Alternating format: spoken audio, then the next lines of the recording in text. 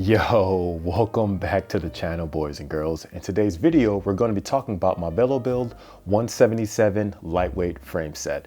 So if you guys been following this channel for some time, you know that VeloBuild sent me out this frame set as well as their wheels for the sake of this review. And I'm super excited that it's finally finished. Oh, and by the way, if you are new to my channel, my name is Patrick Lino and I am a local bike racer here in Chicago who builds up bikes. I do product reviews as well on bikes. And most recently, I've been suffering on all of these Tour de Zwift events, basically treating them like races. So without further ado, let's begin. So as I mentioned, guys, I'm super thrilled that this bike is finally completed. Unfortunately, I can't give you a full long-term review on how the bike feels out on the road because unfortunately it is wintertime here, which is why I have the bike on the trainer. But in today's video, we're just going to talk about just the value proposition of the bike, some of the details. I am going to take you through a little bit of the build process as well as the wheels that VeloBuild sent me because I mentioned in my previous video that the wheels had to be sent out separately. Now, I'm not going to do any sort of deep dive on the video as far as the latex, the weight of the frame, all the inner workings of the frame, because I've already done a complete deep dive on that in my previous video, which I will link in the description down below. So first, let's talk about the price and the value of the frame. So like I said, this frame set is supposed to be their lightweight frame set here.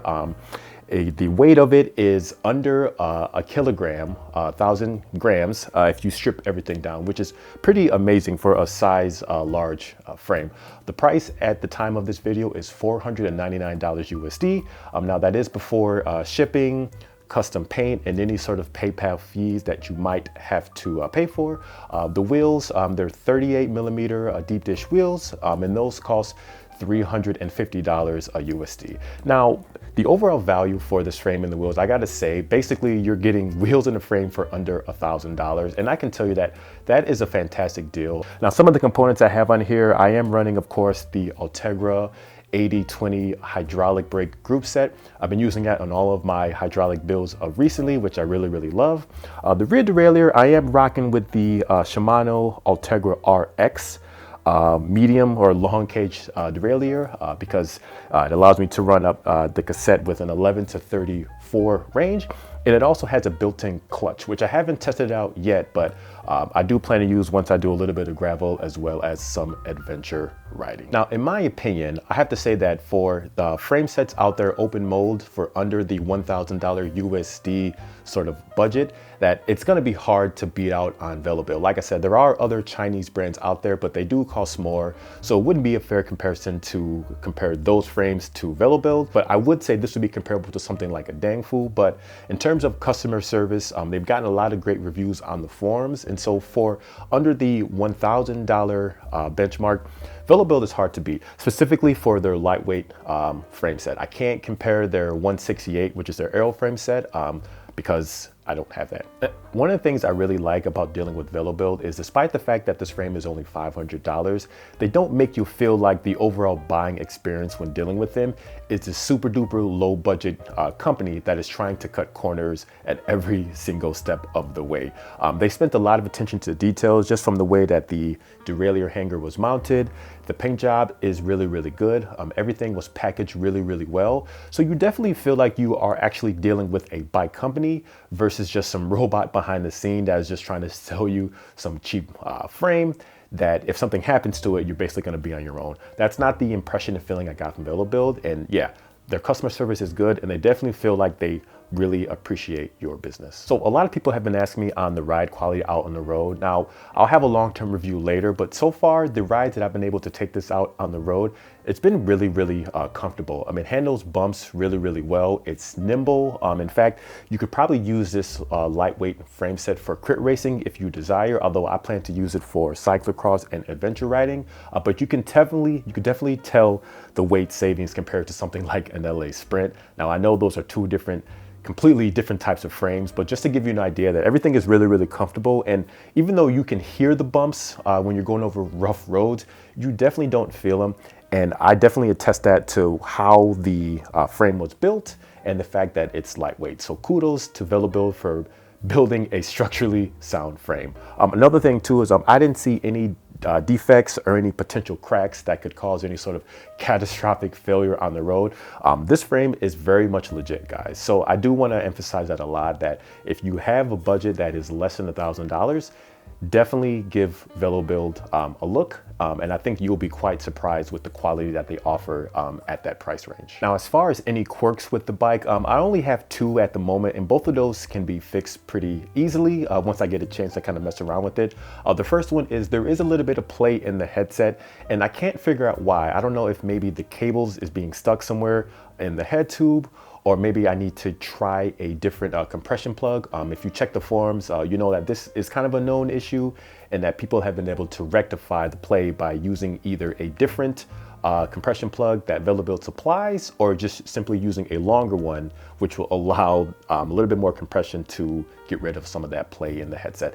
And the second sort of quirk that I had was setting up the internal routing of the cables specifically for the front derailleur. It was kind of tricky in the place that VeloBuild decided to put the hole to shoot the cable up into the front derailleur, but I was able to figure it out. It's just something to think about, especially if you, like me, use your front derailleur a lot. So just keep that in mind. Now, this might just be specific to the 177 frame. I can't speak on any of the other frames, but it's just something to look out for. Now, with all of that being said, guys, let's go ahead and take a look at the weight of the wheels, and then afterwards we will do a quick montage of the actual building process. Alrighty, and now it is time for everyone's favorite part of the video, which is weighing of the wheels. Shout out to Curtis, and if you don't know, that is Curtis Mayfield. Alrighty, so we'll get that on there like so. Get that on there. Alright, first we're going to weigh the back wheel. Back wheel is 955 grams. 955 grams. And now we are going to weigh the front wheel. Front wheel,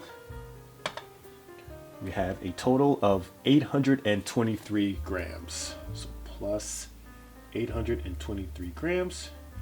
That gives us a grand total of 1,778 grams. That's for both pair.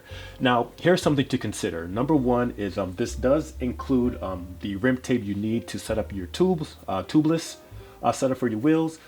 These are 38mm deep dish wheels, like I mentioned, but also too, remember that these wheels are only $350, maybe $400, depending on the pricing at the time of this video. But compared to my Windspace Hyper 65 wheels, these are about 200 grams heavier than those.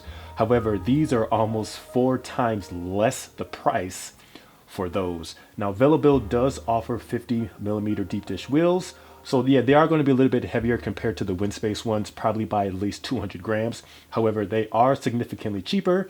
These are glossy, and so you might feel comfortable banging these up a little bit more easier because they're cheaper.